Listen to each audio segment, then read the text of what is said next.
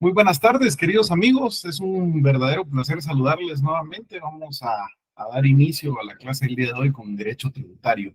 Es un verdadero gusto estar acá con ustedes. Por favor, solo me confirman si estamos recibiendo bien el audio, la imagen, la presentación. ¿Cómo están por allá? Todo Buenas muy tardes, perfecto, licenciado. Sí, ¿Todo licenciado. bien? Todo bien, gracias. ¿Me escucha bien? Excelente. Me alegra ver que están por ahí y que no están durmiendo, ¿verdad? Bienvenidos entonces, vamos a iniciar con con nuestro estudio del derecho tributario, que como les decía, la clase de presentación la semana pasada, pues creo que es una materia que nos va a servir muchísimo y que nos va a dar herramientas que en definitiva nos van a ayudar para poder afrontar mejor y desarrollarnos o desempeñarnos mejor en el ejercicio de la profesión.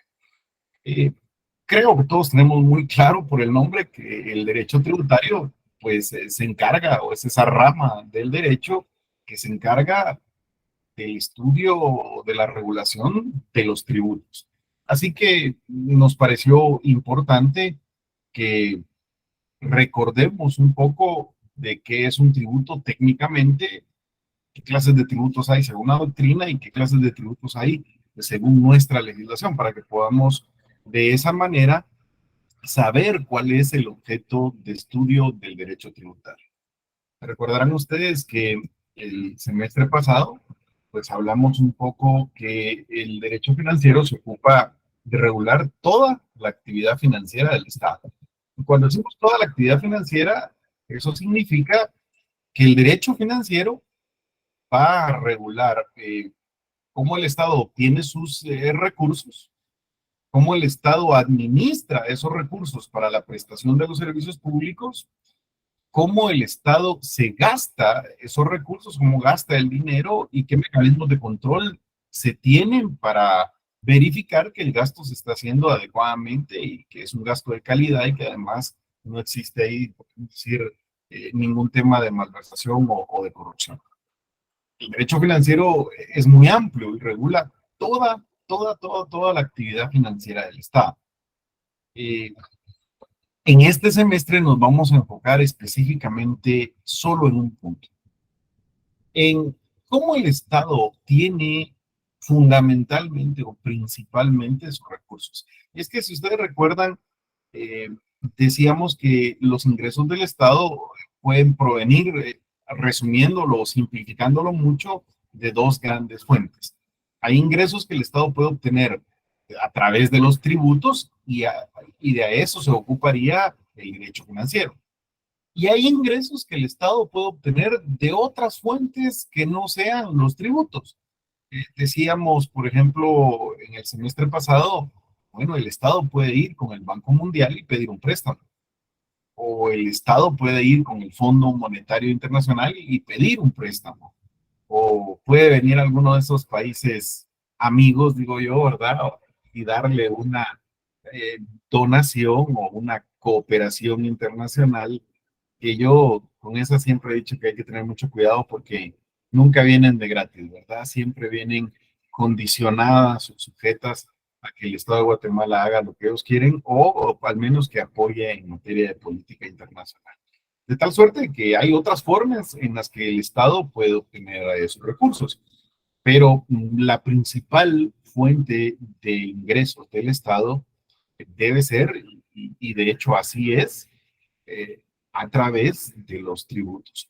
Y el derecho financiero se va a encargar de estudiar eso, cómo el Estado puede decretar los tributos, cómo, qué principios rigen la creación de un nuevo tributo, la recaudación de un tributo y de qué manera se puede el contribuyente ser obligado al pago de los tributos, cómo puede defenderse el contribuyente frente a la actividad estatal de cobro de tributos, eh, y en general todo lo que sea relacionado con el tributo le corresponde en su regulación al derecho tributario. Así que si hablamos, ¿cuál es el objeto de estudio del derecho tributario? Pues es muy sencillo. El derecho tributario se ocupa del estudio de las normas jurídicas, de los principios que rigen la creación, la recaudación de los tributos.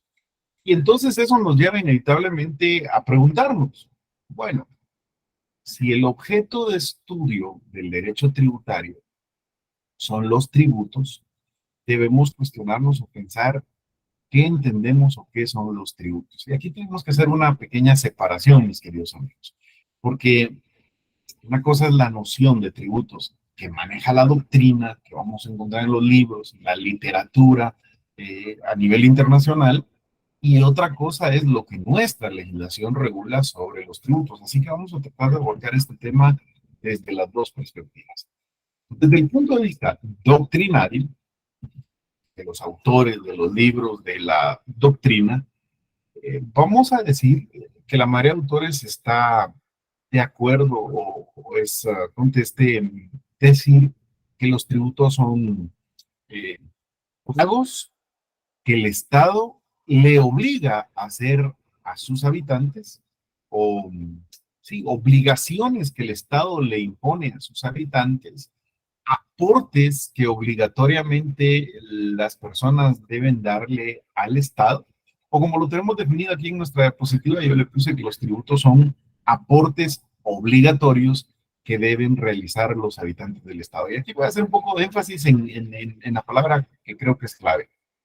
Los aportes son obligatorios.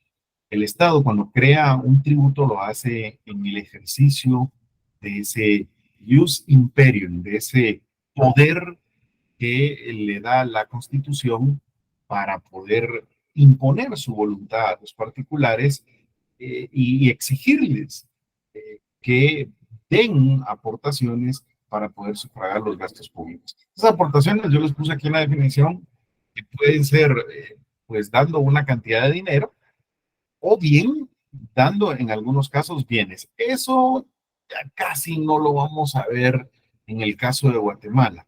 En el caso de Guatemala, van a ver ustedes que el tema de los tributos está enfocado directamente a aportes que los ciudadanos dan en dinero, pero a través de la historia. Y como la idea aquí es que se haga una noción general, histórica, doctrinaria de lo que son los tributos, entonces por eso en la definición les dejamos que esos aportes pueden hacerse ya sea mediante pagos en dinero o bien dando bienes, digamos, mediante un pago en especie, podríamos decir, ¿verdad?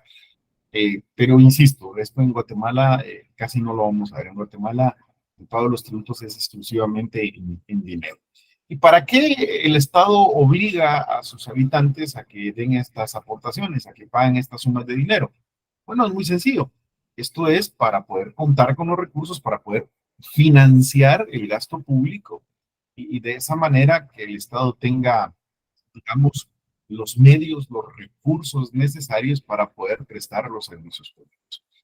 Yo siempre en clase les digo que esto hay que verlo de esta manera o bajo esta lógica o bajo esta perspectiva. A ver, nuestra constitución, la ley, le impone al Estado ciertas obligaciones. Sobre todo, si ustedes revisan en su constitución los primeros artículos, el artículo primero, pues recordarán ustedes que establece que el Estado de Guatemala se organiza para la protección de la persona y de la familia, y que su fin supremo es la realización del bien común, de tal suerte que, digamos que la obligación general que el Estado tiene es procurar el bienestar de todos los habitantes, el bien común. Y para lograr ese bien común, el artículo 2 le impone ciertas obligaciones al Estado. Yo quisiera que alguno de ustedes me ayude con la lectura del artículo 2 para que puntualicemos exactamente qué es lo que le ordena la Constitución desde el inicio al Estado. ¿Quién me hace favor de leer el artículo 2 de la Constitución? Recuérdense que en la primera clase les decía que es necesario que contemos con su Constitución en todas las clases. Nancy, usted me hace favor de darle lectura. Ok, Lick. Buenas tardes. Buenas Artículo tardes. 2. Deberes del Estado. Es deber del Estado garantizarle a los habitantes de la República la vida, la libertad, la justicia, la seguridad, la paz y el desarrollo integral de la persona. Sí, normalmente lo leemos, digo yo, de corrido y muy rápido, pero si nos detuviéramos a reflexionar todo lo que ese artículo implica, es realmente enorme. Imagínense que de entrada nuestra Constitución dice, es deber del Estado. Está organizado para garantizar el bien común y es su obligación garantizarle a todos los habitantes la vida, la libertad, la seguridad, el desarrollo integral, la justicia, la paz. Imagínese usted cómo de complicado es todas las obligaciones que el artículo 2 le está imponiendo al Estado de Guatemala en uno de los primeros, en los primeros dos artículos prácticamente. Yo digo, cuando uno mira lo que se espera que haga el Estado, es realmente extenso. ¿Cómo hacemos para garantizarle la vida, la salud a las personas? Pues hay que crear instituciones públicas que se encarguen, por ejemplo, de proteger a las personas frente, digamos, a infracciones penales, ataques, digamos, de los más graves con la comisión de delitos. Hay que crear todo un sistema de seguridad, fuerzas de seguridad que se encarguen de cuidar y de proteger a las personas, de proteger su vida. Hay que crear un sistema de salud donde existan hospitales, médicos, medicinas, centros de salud. O sea, las obligaciones que el Estado tiene son inmensas. Cuando uno lee ese artículo primero, realmente reflexionando, le están imponiendo al Estado una gran carga, una gran serie de obligaciones que para poder cumplirlas necesita recursos.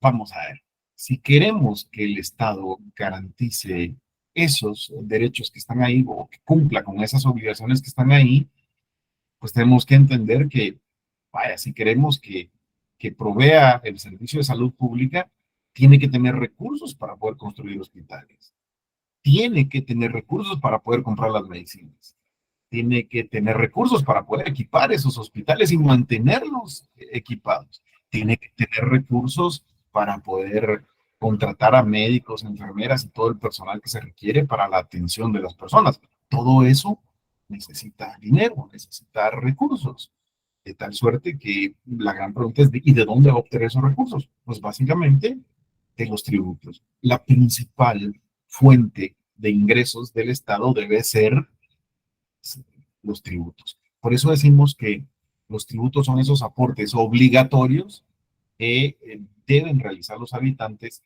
al Estado, se le paga al Estado, ya sea en dinero o mediante bienes, o en algunos casos, para financiar ese gasto público y permitir que el Estado cuente con los recursos necesarios para cumplir con sus obligaciones para prestar esos servicios públicos que sean. Yo sé lo que usted está pensando, porque todos pensamos lo mismo, ¿eh? A ninguno de nosotros nos parece del todo convincente eso de tener que pagar tributos. Siempre en este curso yo hago el ejercicio y les digo, miren, ¿quién de ustedes con honestidad se siente satisfecho, contento en el momento en que está pagando algún tributo?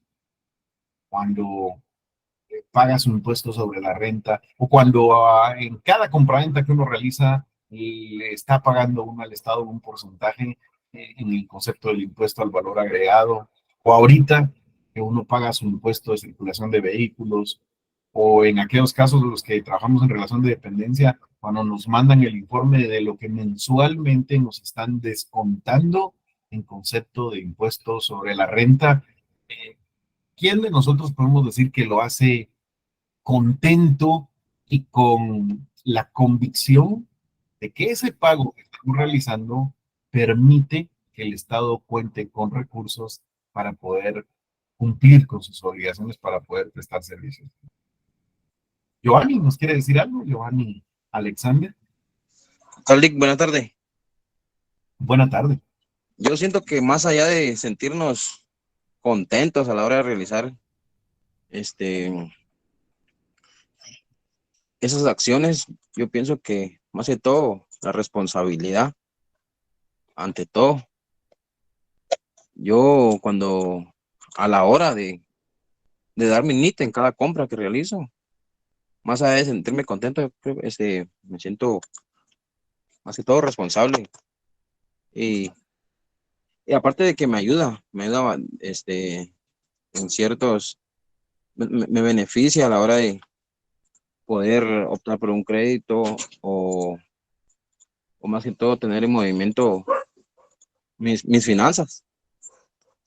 Sí, yo estoy de acuerdo con usted, ¿verdad? Digamos que de alguna manera uno es responsable y cumple o trata de cumplir con sus obligaciones tributarias, pero aquí el problema que yo estaba tratando de plantearles va un poquito más allá. El problema es de que en la mayoría de los casos lo que ocurre es que las personas no sienten realmente que los impuestos que están pagando estén sirviendo para lo que deben servir. O sea, no hay ese sentimiento de que ese IVA que yo estoy pagando es el que permite que en Guatemala tengamos hospitales. Porque cuando uno va y mira el sistema de salud y mira los hospitales, uno dice, bueno, no los están administrando adecuadamente.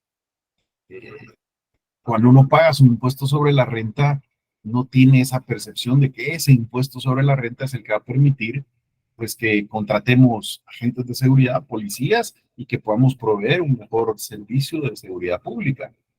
O por ejemplo, cuando uno paga el impuesto sobre combustibles, uno no siente que esa parte de impuesto que está pagando se está utilizando para el mantenimiento del sistema vial de las carreteras del país. Y esa desconexión entre el tributo que uno está pagando y para qué fue diseñado y cómo está siendo utilizado es muy latente en la mayoría de personas. Julio César, ¿usted nos quiere decir algo? Sí, buenas tardes. Buenas Estoy tardes. saludable. Sí, yo creo que lo que sucede también es que, por ejemplo, en el asunto de impuestos, como el compañero anterior comentaba, yo creo que uno cumple con lo que le corresponde hacer al momento de cumplir con el pago de los tributos. Ya lo que suceda después, digamos, en las arcas del Estado para que lo utilicen o en muchas ocasiones pues no es para los fines que nosotros creemos, pues eso ya es asunto también del Estado.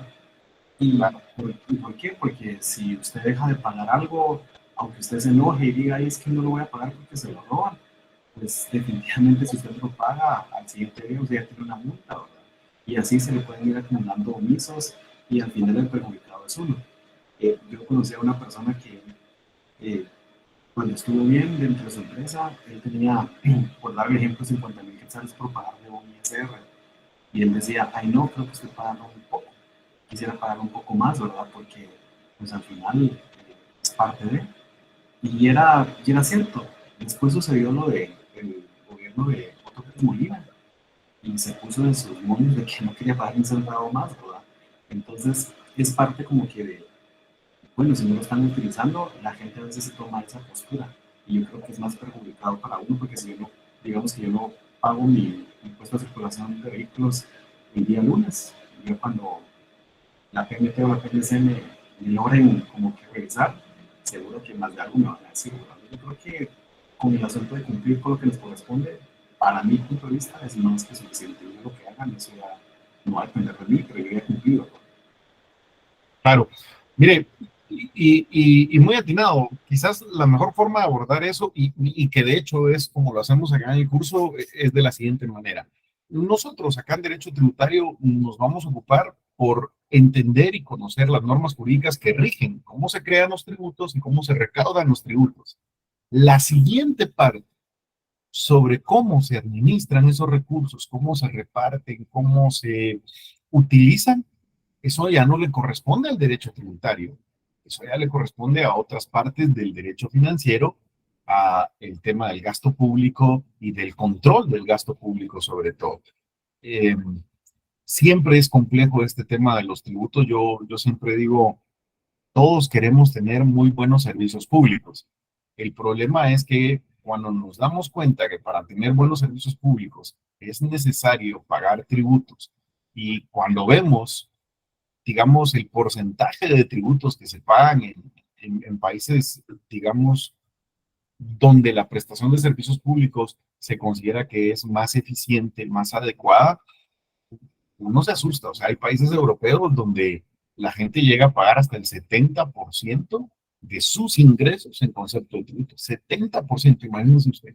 En Guatemala no llegamos, pero ni siquiera al 15% de lo que le llaman la carga tributaria, de lo que uno le ingresa, llegar a pagar un 15%, pero hay países en los que se llega a pagar el 70%, pero para llegar a eso, tiene que ser un proceso donde la población perciba que ese pago que está realizando de tributos efectivamente se traduce en la prestación de servicios públicos. Se está utilizando para un fin que ha sido diseñado para lo cual.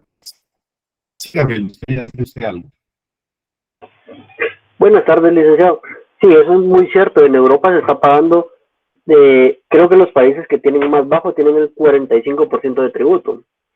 España es uno que tiene el 50% de tributo de sus empleados, ¿verdad? O sea, de toda la población.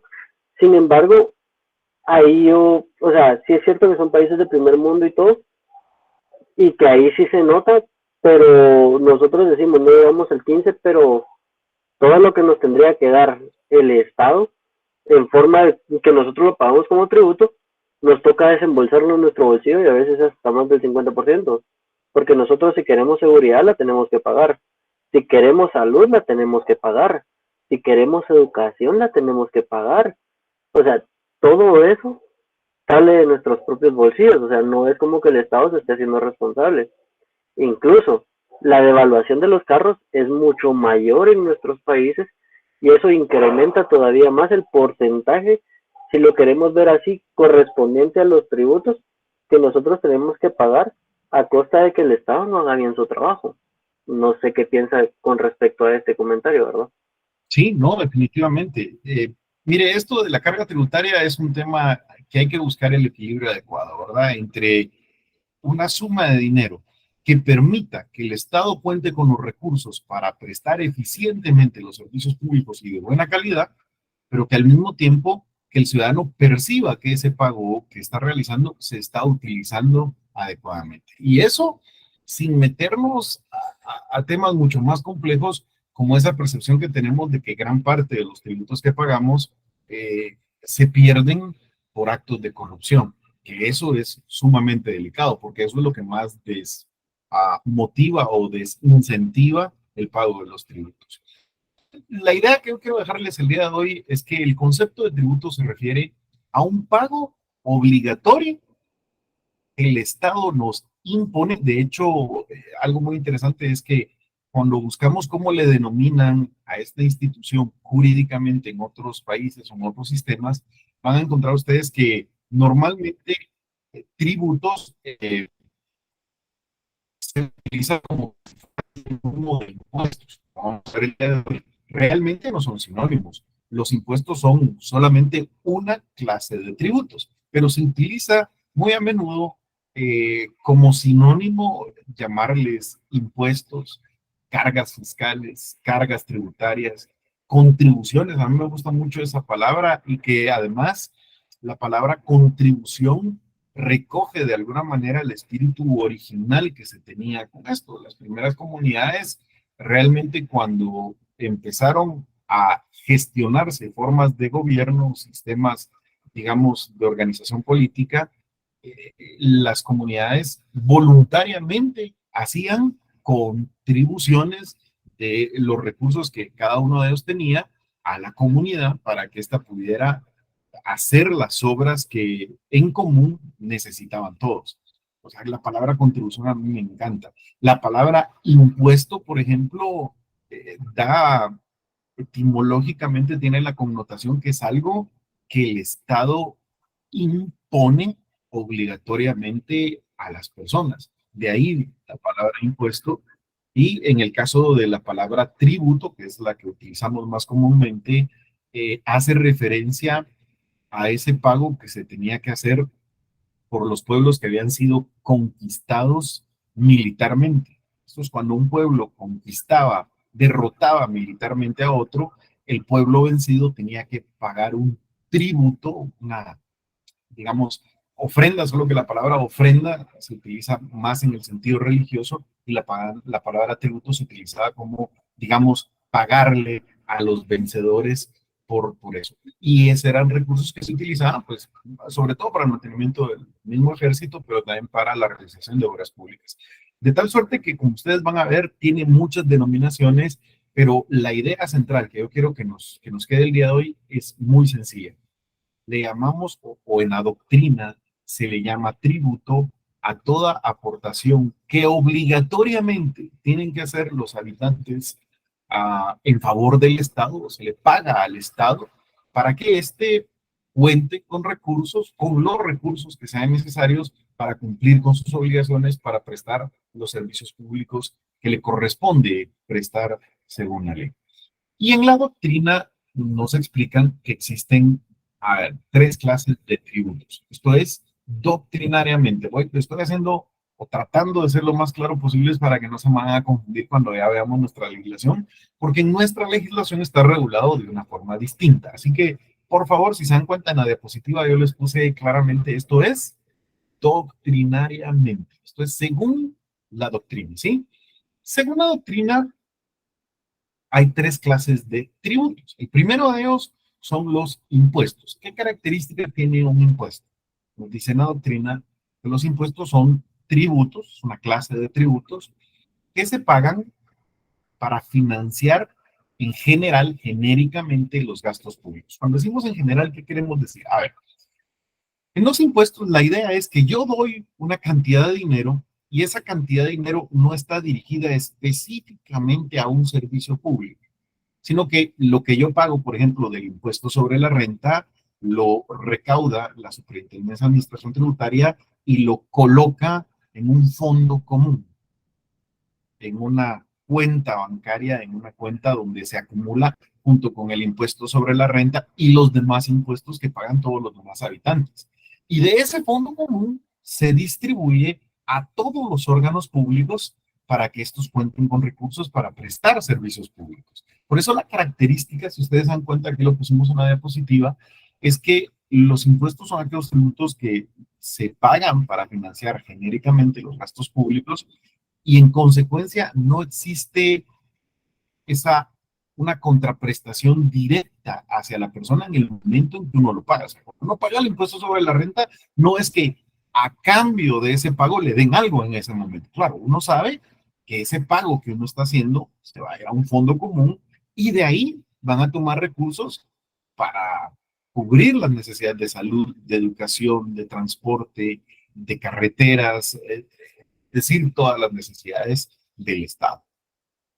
Se recaudan, pasan a formar parte de ese fondo común y de ahí, de ese fondo común, se obtiene la mayor parte del financiamiento para todos los órganos públicos. A eso le llaman impuestos. No sé si logran captar la idea de un impuesto. Un impuesto es un tributo en el cual el pago que uno hace no está destinado a algo en específico, sino que es en general para cualquier gasto del Estado. Se recaudan y ya que está recaudado, eso con base a las reglas del derecho presupuestario se distribuye entre todos los órganos públicos. A diferencia de las tasas. Las tasas, vuelvo a insistir en esto, mis amigos, doctrinariamente. Esto no es así en nuestra legislación, pero doctrinariamente las tasas son tributos que una persona le paga al Estado, pero miren aquí, específicamente para cubrir el costo de un servicio público que le están prestando en ese momento directamente como contraprestación por ese pago que va a realizar. La característica de las tasas es que la persona que paga una tasa tiene derecho a recibir el servicio público por el cual está pagando.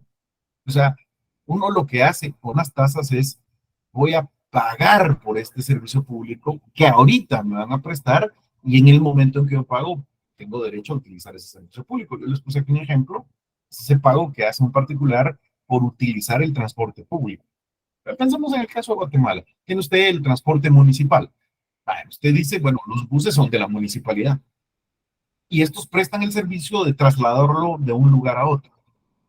Claro, estamos hablando del servicio de transporte que directamente presta la municipalidad, ¿verdad? No vamos a meternos ahorita a los casos en que la municipalidad concesiona y deja que un particular lo preste. Ahorita dejemos de lado eso. Estamos hablando de ese servicio de transporte en el que directamente la municipalidad presta con sus buses, con su personal, con sus recursos, el servicio de transporte. Pues entonces, cuando yo quiero hacer uso de ese bus, de ese transporte, yo llego al bus y pago costo del pasaje. Con eso yo me subo y me transportan en ese momento. Por eso nos dicen o nos explican en la doctrina que si el particular no va a hacer uso del servicio, no está obligado a pagar. Es decir, siguen siendo tributos y siguen siendo obligatorios, pero la diferencia acá es que este pago es obligatorio solo en el momento en que yo quiero utilizar el servicio. Si no voy a utilizar el servicio, no hay necesidad de que pague. No sé si me explico. Son todos esos pagos que uno hace directamente por un servicio. Le dicen a uno, por ejemplo, cuando en una municipalidad uno va y pide que le extiendan una licencia de construcción. El extender o los estudios y los procedimientos que debe hacer la municipalidad para extender esa licencia le implica un costo. Y entonces le dicen el costo de la licencia es de tanto. Y ese pago que uno hace es para que le extiendan la licencia de construcción. Cuando uno va al RENAP y pide una certificación de nacimiento, por extenderle esa certificación le cobran una cantidad de dinero. A eso le llaman una tasa. Son los pagos que uno realiza por el costo de un servicio que está recibiendo. Si no utiliza el servicio, no tiene por qué pagarle. Julio César, ¿tiene alguna pregunta? Buenas tardes, licenciado. Muy buenas tardes. Mi duda va en el tema de las municipalidades. Entendemos perfectamente que los impuestos pues, son a nivel nacional, ellos por el Congreso, las tasas, las emiten pueden ir a las municipalidades, pero como ven ustedes explicado por servicios que ellos prestan o una concesión, pero lo que yo encuentro que es totalmente ilegal es que las municipalidades hacen ahora de cobrarle, yo creo que ellos le llaman derecho de puerta. Por ejemplo, si yo en mi casa abro una venta para vender, qué sé yo, llantas, la municipalidad me impone un cobro y ellos, si las personas no lo pagan, le cierran la tienda o le cierran la panadería. Y yo pues la verdad veo que esto es totalmente ilegal porque ahí la no le está prestando ningún servicio. La casa en sí paga el IUCI, ¿verdad? Que es un impuesto territorial. Y es una operación donde ya, claro, el negocio privado debe estar sujeto a pago de IVA, pago de IPVA. Pero ese cobro que hace la verdad encuentro que es totalmente antipolítico, debería de Gracias, Julio. Me costó un poquito escucharle todo, pero le logré captar más o menos la idea y yo concuerdo con usted, 100%. Oye, vamos a ver, hay muchos cobros que hacen algunos órganos administrativos, sobre todo un buen ejemplo son las municipalidades, como usted lo dice, que realmente a uno le parece ilegales. La tarea que nosotros tenemos en este curso es determinar si efectivamente son ilegales o si no lo son. Quedémonos con una idea ahorita. Recuérdense que esto lo estamos viendo ahorita, lo estamos viendo solo desde el punto de vista doctrinario, pero quiero que nos quedemos con una idea. La doctrina, los autores, los libros nos dicen que una tasa solo tengo obligación de pagarla si me están dando como contraprestación un servicio.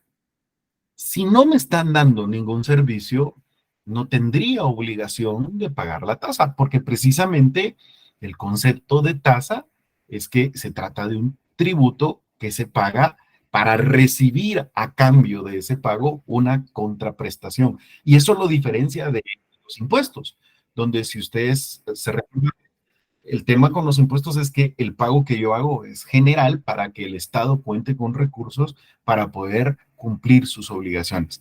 En principio, entonces, yo estoy de acuerdo con usted. Cualquier cobro que nos estuviera haciendo una municipalidad o cualquier órgano administrativo y que nos está cobrando sin prestarnos a cambio un servicio, es un cobro que no podríamos considerar adecuadamente como una tasa. y que entonces tendríamos que entrar a discutir sobre la validez o la legalidad o la legitimidad de ese pago. Cuando veamos los principios del derecho tributario, van a ver ustedes cómo aplica y sobre todo cómo esto aplica en Guatemala, que en Guatemala, por eso he insistido tanto que lo que estamos discutiendo ahorita o lo que estamos hablando es solo según la doctrina. Van a ver ustedes a continuación que en nuestra legislación las tasas no se consideran tributos. Las tasas en Guatemala no se consideran tributos. Y esto trae serias implicaciones. Si no son tributos, quiere decir que no se rigen por los principios que vamos a ver del derecho tributario, porque los principios que nosotros vamos a estudiar para el derecho tributario aplican solamente a los tributos. Pero nuestra legislación las tasas no las contempla como tributos. Y entonces, ¿por qué normas se rigen? Habrá que hacer el estudio ahí, sobre todo en la jurisprudencia, que es lo que ha dicho la Corte de Constitucionalidad sobre las tasas. Pero en principio, quedémonos con esta idea. Si nos están haciendo un cobro y no nos están dando un servicio, a eso no le podríamos llamar tasa.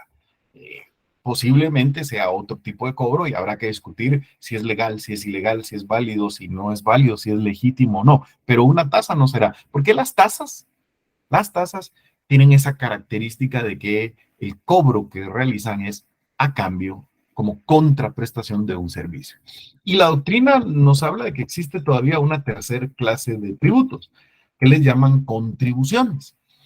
Vea las contribuciones. Las contribuciones también, según la doctrina, son tributos. Pero en este caso, estos tributos se pagan al Estado porque el Estado está realizando alguna obra o el Estado está realizando alguna actividad pública y esa obra o esa actividad pública genera un beneficio a un grupo de personas. Entonces, ese grupo de personas que se ven beneficiadas por esa actividad o por esa obra, se les puede imponer la obligación de dar una contribución. Yo le puse un ejemplo muy puntual aquí de lo que sería una contribución según la doctrina. Según la doctrina, los pagos que uno hace de sus cuotas de seguridad social, tanto los que uno paga como trabajador como los que pagan los patronos, esos son tributos, porque al final de cuentas son, vamos a ver, pagos que obligatoriamente se me imponen, en este caso, para contribuir al financiamiento de esa actividad estatal específica, que es la seguridad social. Claro, ese pago no lo realizan todos. Ese pago únicamente lo realizan los trabajadores que estén afiliados al Instituto Guatemalteco de Seguridad Social y que estén cubiertos por los programas que el instituto tiene.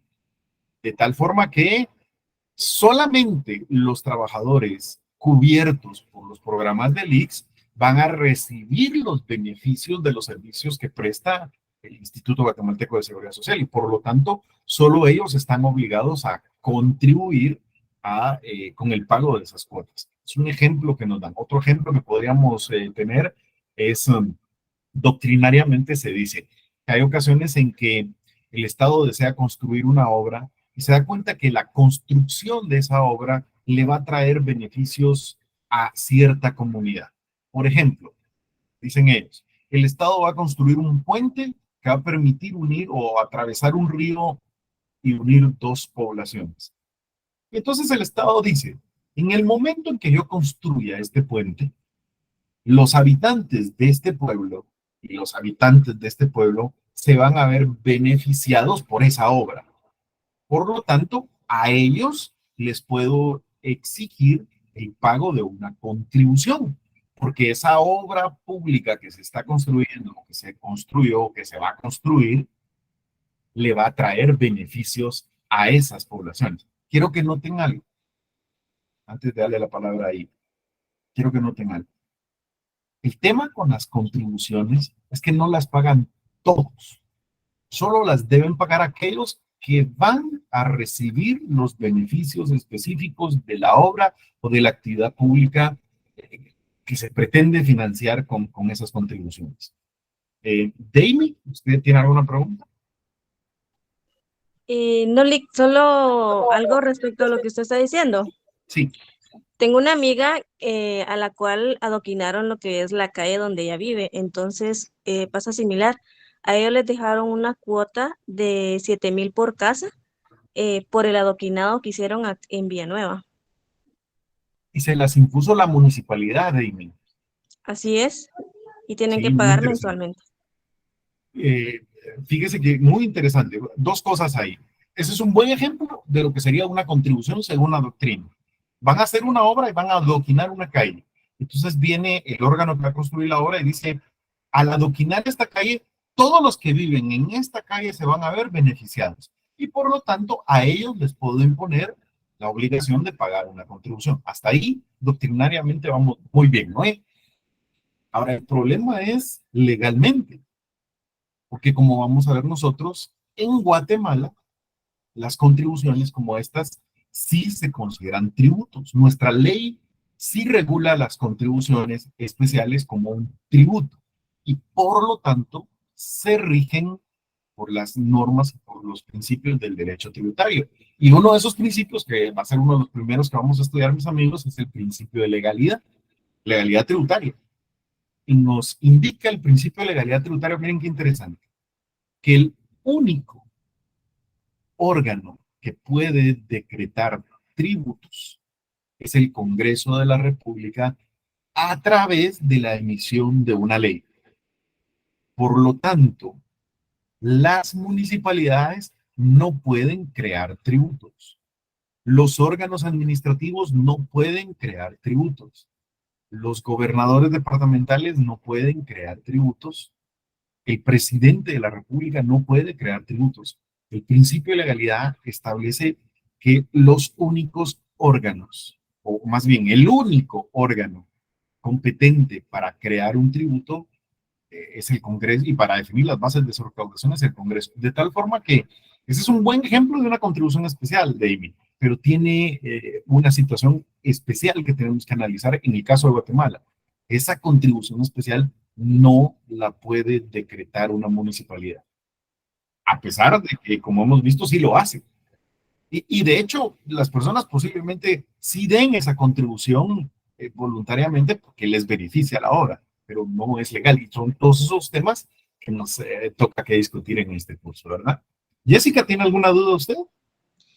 Sí, licenciado, me surgió una duda porque justamente yo también soy de Villanueva. Sí. Y por acá, por mi casa, de igual forma adoquinaron la calle, pero lo trabajaron de diferente forma. La municipalidad dio el adoquín y las familias tenían que contratar a un albañil que pusiera el adoquín frente a su casa.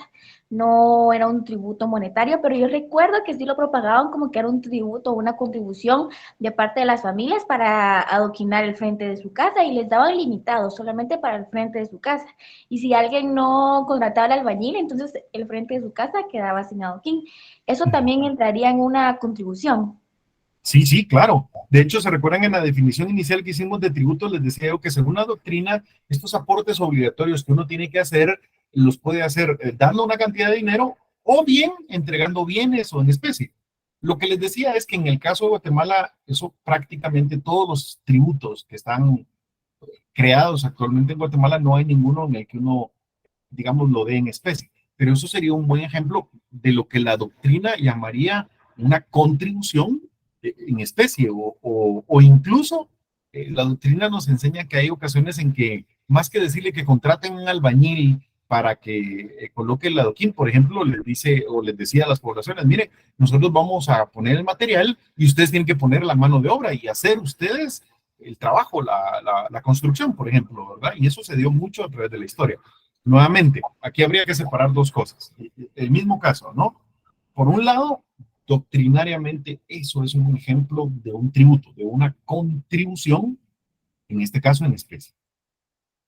Legalmente, eso yo entendería que no es algo legal lo que hizo la municipalidad, porque nuestra legislación tributaria se rige por el principio de legalidad, y el principio de legalidad lo que nos dice es que las municipalidades no pueden decretar tributos.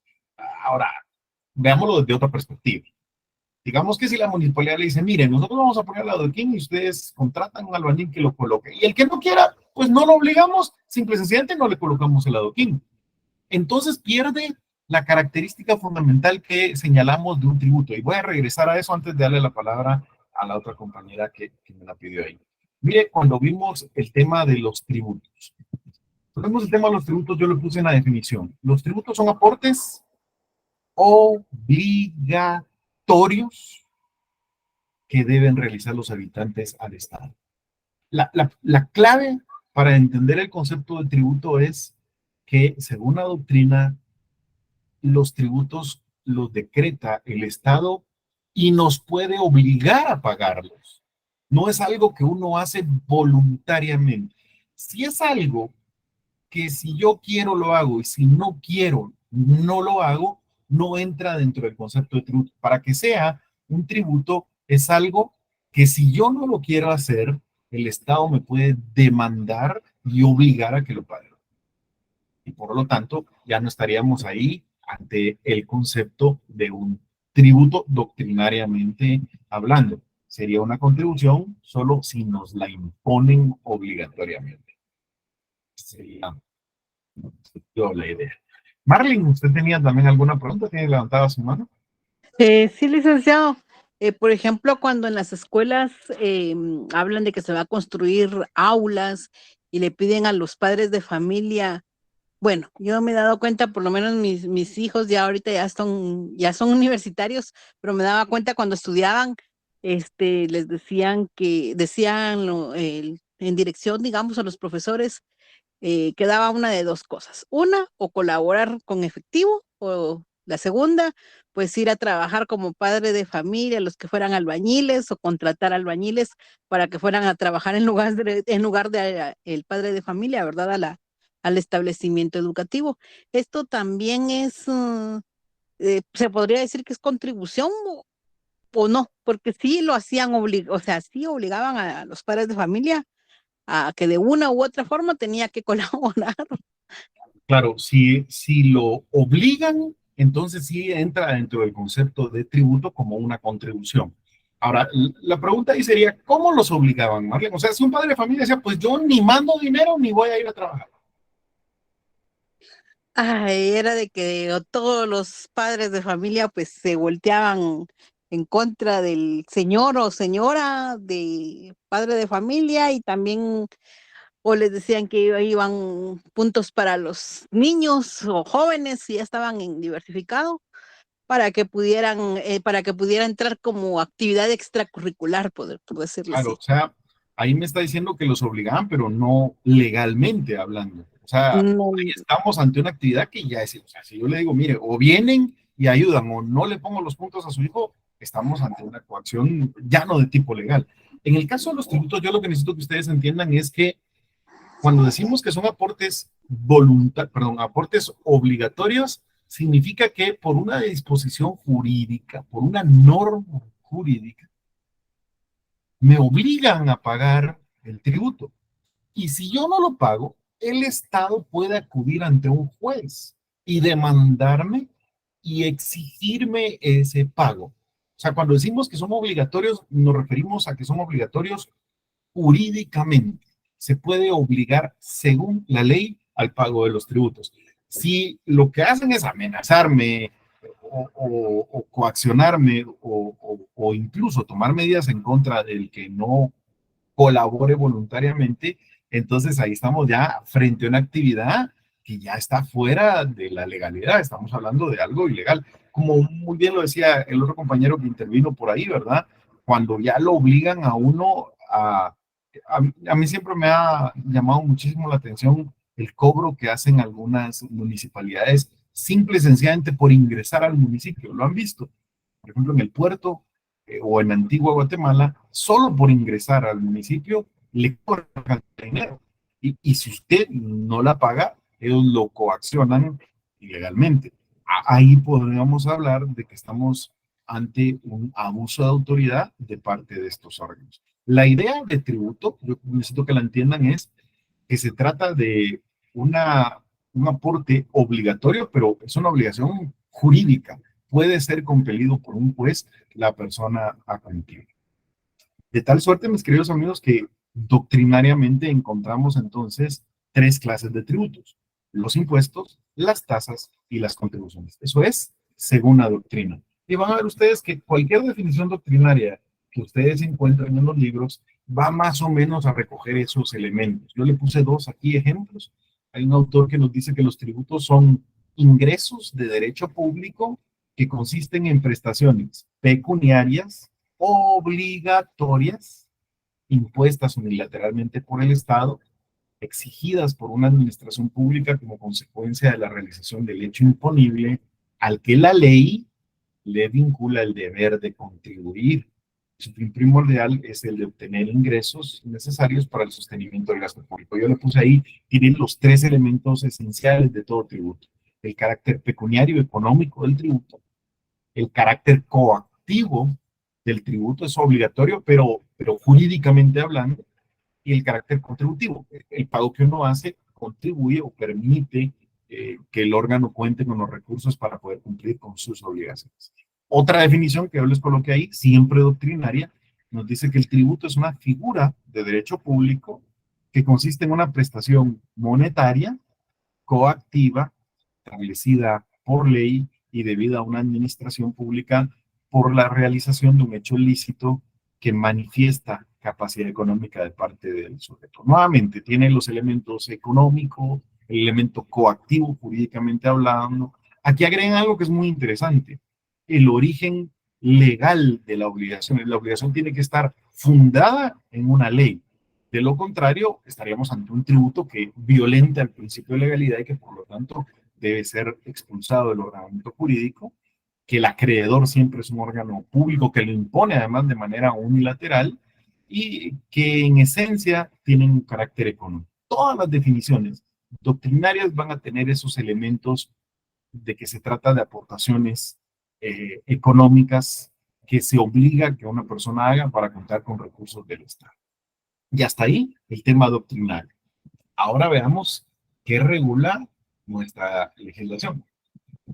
Ustedes van conmigo a su código tributario, van a ver que en el artículo 9 nos da ya una definición legal de lo que son los tributos, que de alguna manera recoge esto que hemos estado platicando, o estos elementos o estas características que hemos estado platicando, pero que tiene sus particularidades. En principio, nuestro código tributario establece que los tributos son prestaciones, mire cómo lo redactan, comúnmente en dinero.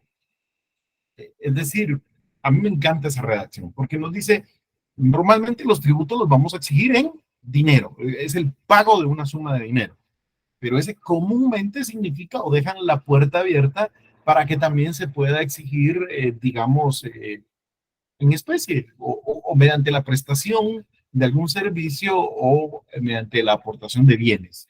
También se podría dar. Actualmente, todos los tributos en Guatemala se refieren al pago de una suma de dinero. No encontramos tributos que se tengan que pagar en especie o mediante trabajo, legalmente hablando, ¿sí? Entonces, son prestaciones comúnmente en dinero que el Estado exige, la palabra clave ahí es exige. Retomamos esa idea que yo les decía que es importante, que es el carácter obligatorio, coactivo de los tributos. Y las exige en el ejercicio de su poder tributario con el objeto de obtener recursos para el cumplimiento de sus fines. A mí me encanta la definición que nuestro Código Tributario tiene. Creo que es muy completa. Yo solo le agregaría un aspecto. Lo que pasa es que el Código Tributario sí lo contempla, pero lo contempla en otro artículo. En el artículo 3 contempla los principios del derecho tributario y regula con mucha claridad el principio de legalidad.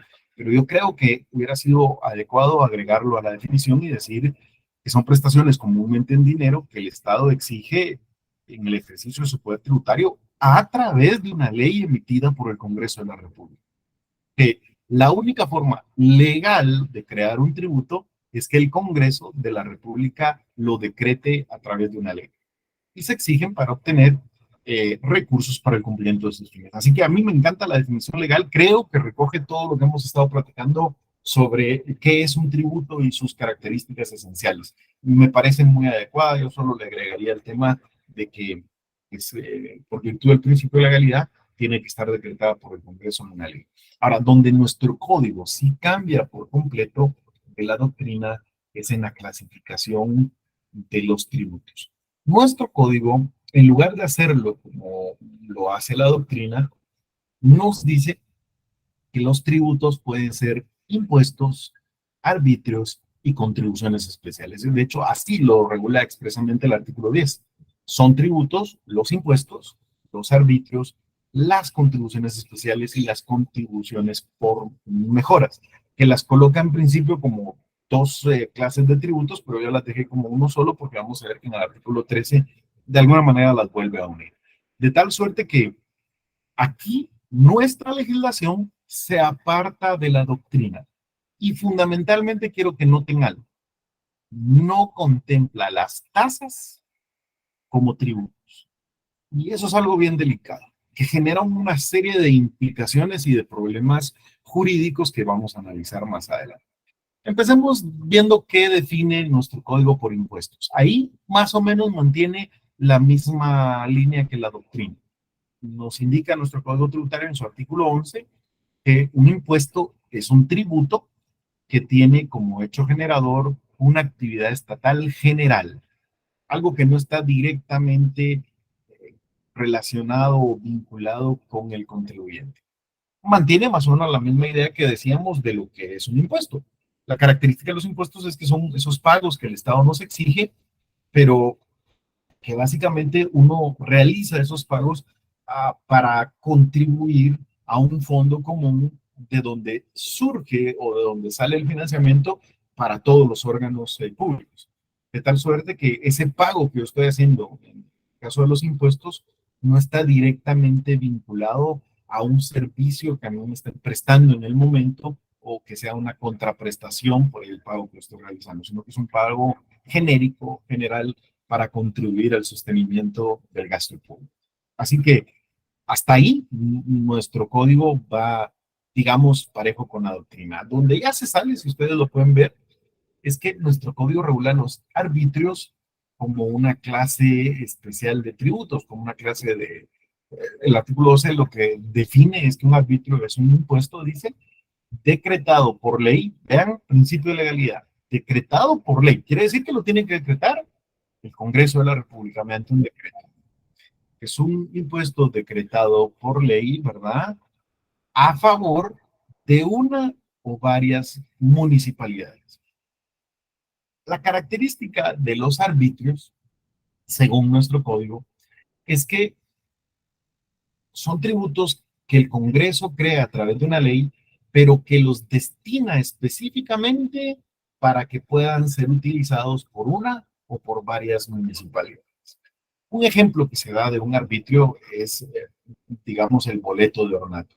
El Congreso emite una ley en la que establece que todos tenemos que pagar una suma de dinero anualmente y que esa suma de dinero va a ir directamente a las municipalidades. De hecho, no solo que va a ir directamente a las municipalidades, sino que lo que regula es que el cobro lo va a hacer directamente la propia municipalidad y que los ingresos que la municipalidad perciba en concepto de ese arbitrio van a ser utilizados para, pues eso, para el ornato, para mantener limpio y bonito el municipio, básicamente. Ese es un buen ejemplo de lo que es un arbitrio. Es un impuesto decretado por ley, pero en favor de una municipalidad. De ahí encontramos algunos arbitrios específicos. Por ejemplo, hay decretos que el Congreso ha emitido donde dice se decreta el arbitrio municipal por alumbrado público en favor de tal municipalidad y de tal porcentaje. Eso podría ser un ejemplo de un arbitrio. O aquí se menciona el caso específico de lo que se reguló cuando hicieron una reforma a la ley del impuesto al valor agregado. Mire qué interesante es. El impuesto al valor agregado surgió como un impuesto. O sea, fue decretado originalmente con la idea de que lo que uno paga cada vez que compra un bien o que adquiere un servicio, originalmente era, uno pagaba un 9% adicional, ese dinero ingresaba al fondo común y permitía sufragar los gastos de toda la administración pública. Pero con una reforma que le hicieron a la ley del IVA, incrementaron lo que uno paga del IVA del 9 al 12% y el legislador expresamente reguló. Y ese 3% adicional que le estamos subiendo con esta reforma, ese pago adicional que van a hacer ahorita, va a ser directamente distribuido entre las municipalidades, que es lo que le llaman el IVA PAS, que porque surgió su regulación o esa reforma surgió por los acuerdos de paz. De tal suerte que el IVA en principio, es un impuesto, porque esa aportación, lo que uno paga de IVA, es en general para sufragar todos los gastos del Estado. Pero hay una parte del IVA que está destinada a ser repartida específicamente a las municipalidades, y ahí se convertiría esa parte en un arbitrio. Y por último, nuestro código no contempla las tasas, pero sí contempla las contribuciones especiales, y nos regula en su artículo 13 que una contribución especial es un tributo que tiene como determinante del hecho generador, lo que lo provoca el pago, lo que origina su pago, son los beneficios directos para el contribuyente derivados de la realización de obras públicas o de servicios estatales. Y ahí, hasta ahí, digamos que la noción de contribución especial coincide con lo que ya vimos que la doctrina le llamaba contribuciones nada más. En nuestro código le llaman contribución especial, pero en la doctrina le llamaban contribuciones. Y es básicamente la misma idea. Esto es, el Congreso decreta un pago obligatorio para aquellas personas que se vean beneficiadas por obras públicas o que hayan recibido algún beneficio por la construcción de una obra pública o que reciban beneficios por la realización de actividades estatales específicas hacia ese grupo de personas, y entonces esas personas estarán obligadas, ya que reciben esos beneficios, a pagar una contribución especial.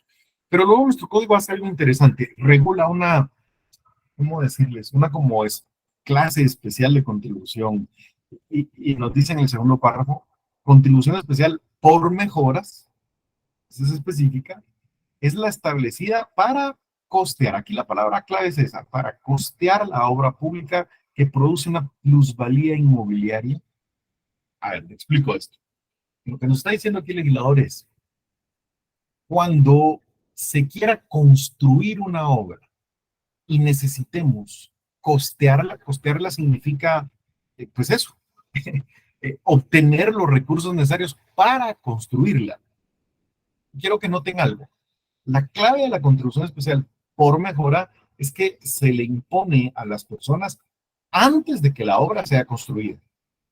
Porque la idea es que con la contribución especial por mejoras se van a obtener los recursos para después construir, pues para costear la obra. Pero tiene dos limitaciones. La primera dice, tiene como límite para su recaudación el gasto total realizado, porque si la idea de la contribución especial por mejoras es costear la obra, no podemos cobrarles más de lo que vale la obra. O sea, el límite máximo que se podría llegar a cobrar es el costo total de la obra. Y en lo individual, ¿cuánto es lo que le podemos cobrar a cada uno? Dice, pues a cada persona lo que le podemos llegar a cobrar o pedir que contribuya o exigir que contribuya para la construcción de esa obra es el incremento que un bien inmueble que tiene esta persona en propiedad va a sufrir o va a recibir como beneficio producto de esa obra. Se tiene que hacer un cálculo ahí y decir, bueno, vamos a construir una carretera. Esa carretera va a pasar por estos lugares. Quiere decir que todos los propietarios de bienes inmuebles que estén por donde está trazada la ruta, donde está planificado que va a pasar la carretera, cuando se construye esa carretera van a recibir una plusvalía. Sus bienes inmuebles van a adquirir un mayor valor. Y como sus bienes inmuebles van a adquirir un mayor valor, les podemos imponer la obligación de que ellos den una contribución especial en proporción a ese incremento que va a sufrir su bien inmueble. Que paguen una cantidad de dinero por ese beneficio que van a recibir a futuro cuando se construya la obra. Ahí se le llamaría contribución especial por mejoras, pero en ambos casos la contribución especial o la contribución especial por mejoras tienen que estar decretadas por el Congreso de la República. Todos los tributos en Guatemala se rigen por el principio de legalidad, de tal forma que para decretar un impuesto, un arbitrio o una contribución especial, contribución por mejora, es obligatorio que el Congreso lo apruebe mediante una ley. Olinda Soto, díganos en qué es su pregunta. La escuchamos, Olinda.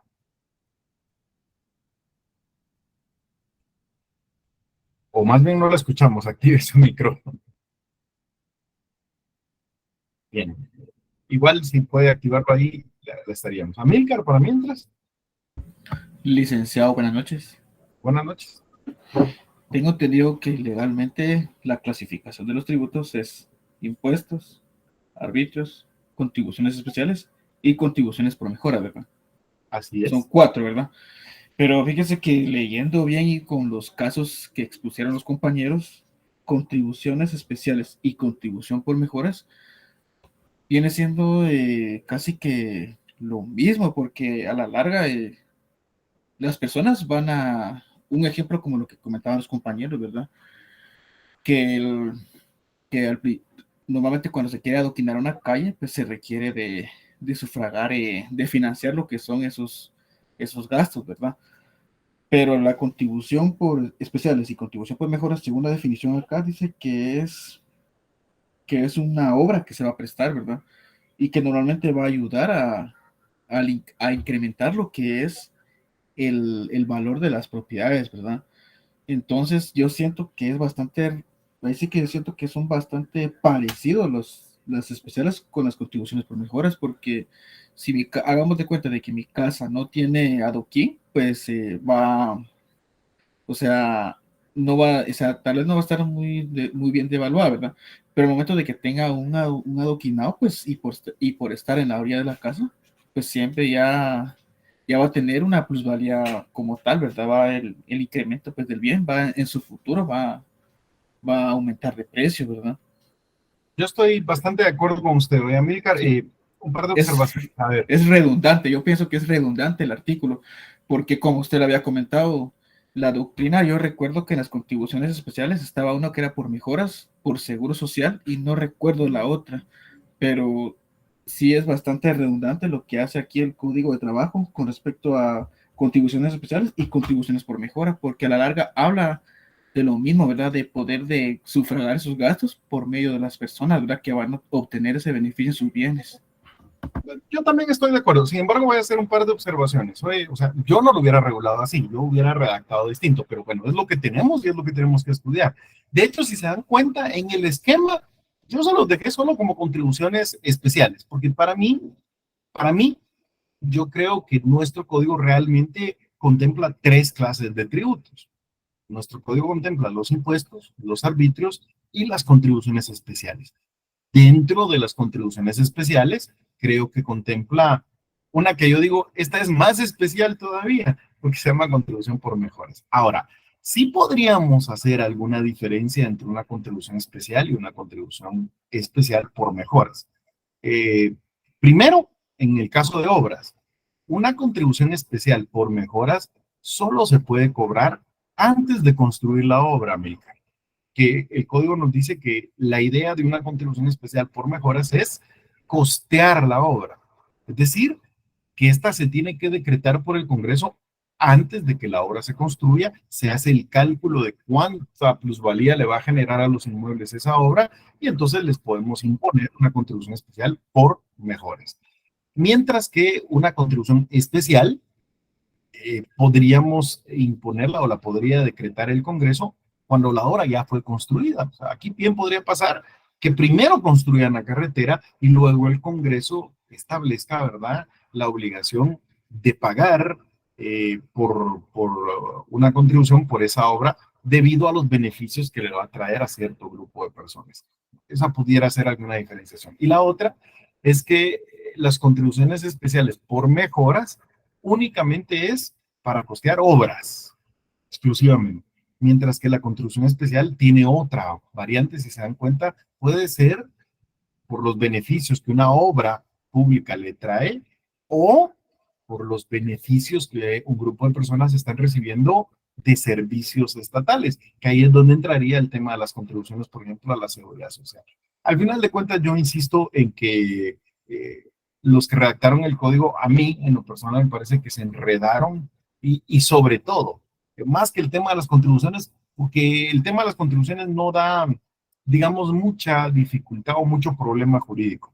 Me parece que El gran defecto del Código Tributario es que no reguló nada respecto de las tasas.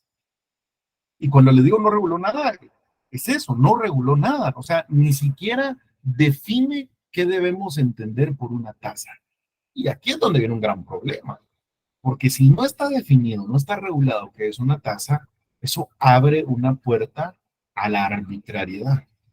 Encontramos constantemente órganos administrativos, sobre todo municipalidades, pero también hay otro tipo de órganos, ¿oye? Pero sobre todo esto se enfoca en las municipalidades, donde vemos acuerdos del Consejo Municipal donde ellos crean cobros hacia los vecinos, cobros que son obligatorios, o sea, ponen un acuerdo municipal que los vecinos tendrán que pagar tanto, y como la ley no les permite a las municipalidades decretar tributos, porque eso solo lo puede hacer el Congreso, pues para evadir esa prohibición que contempla el principio de legalidad tributaria, lo que hacen las municipalidades es disfrazar los tributos como tasas.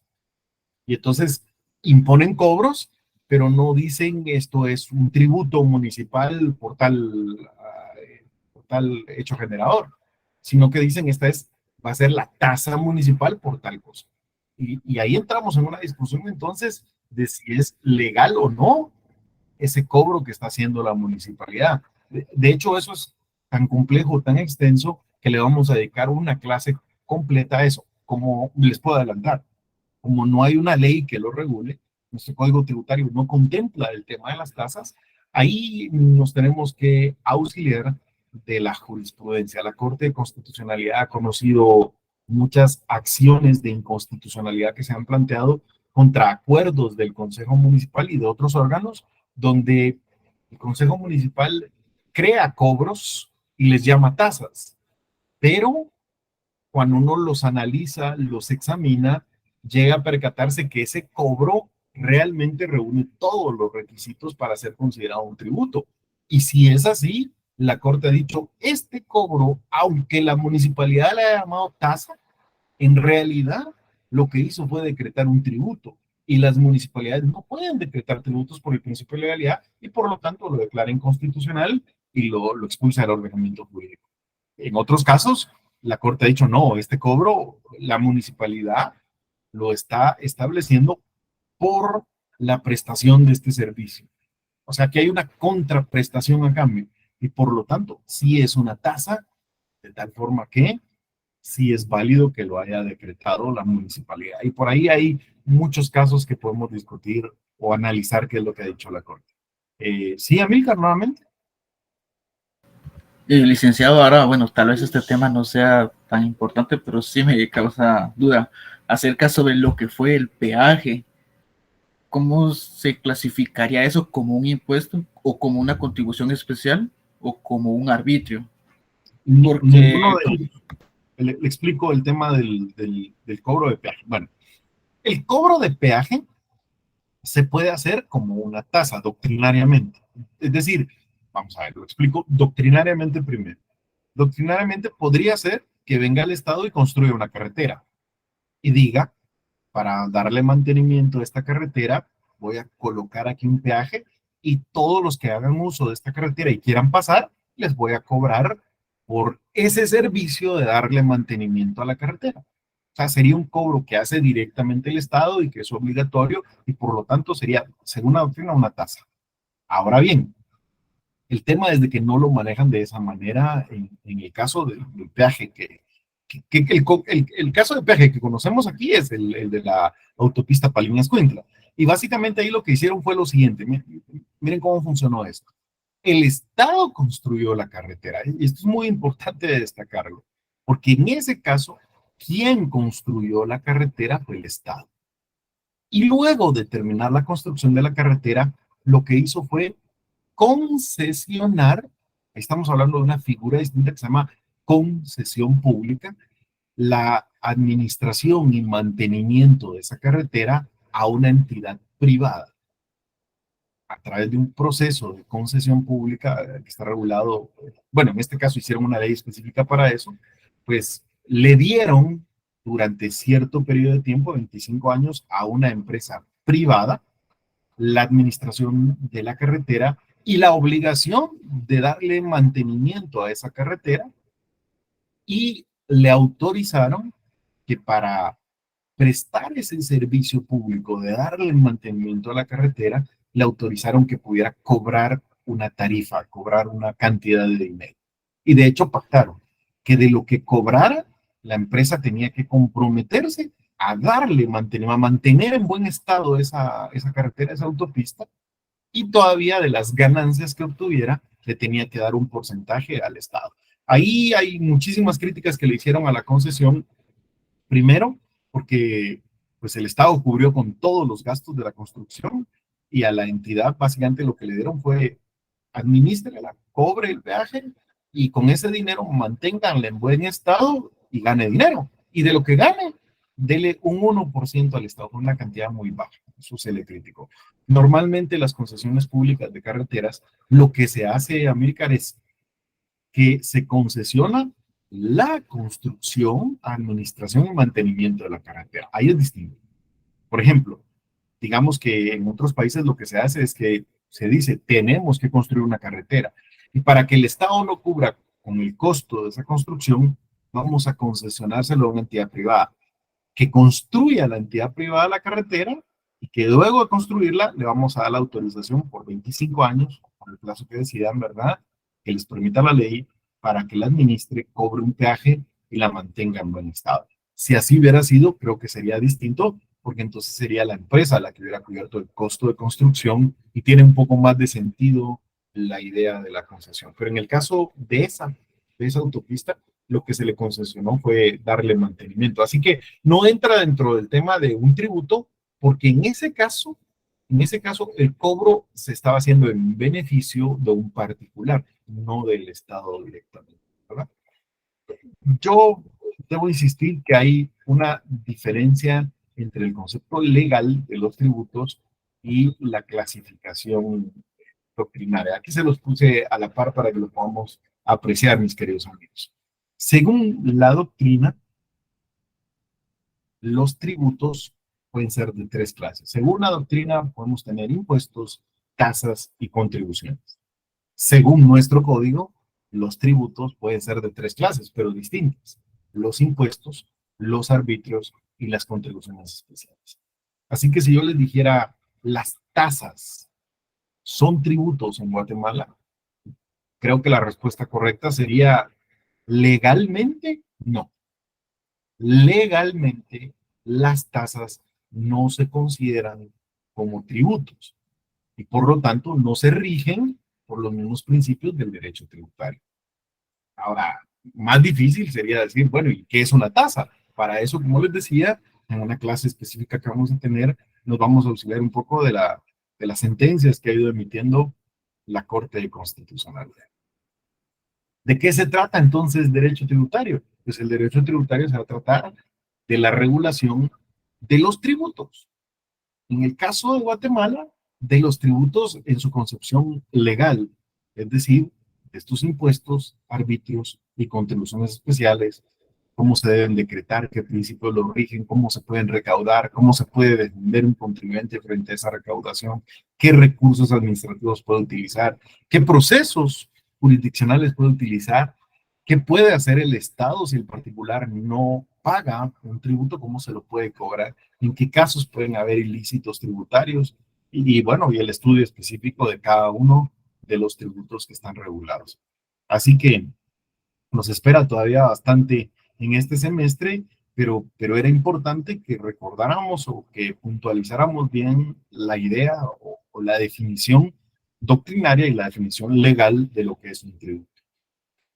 Por cuestiones de hora, mis amigos, yo creo que lo iríamos dejando por acá. Yo los veo, primero Dios, el día jueves, donde vamos a hablar un poco, primero de la historia de los tributos y del derecho tributario.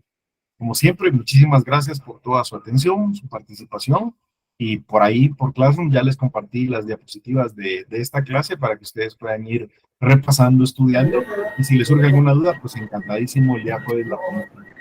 Que pasen una feliz noche. Gracias, Lick. Gracias. Muchas gracias, Lick. Feliz noche, Lick.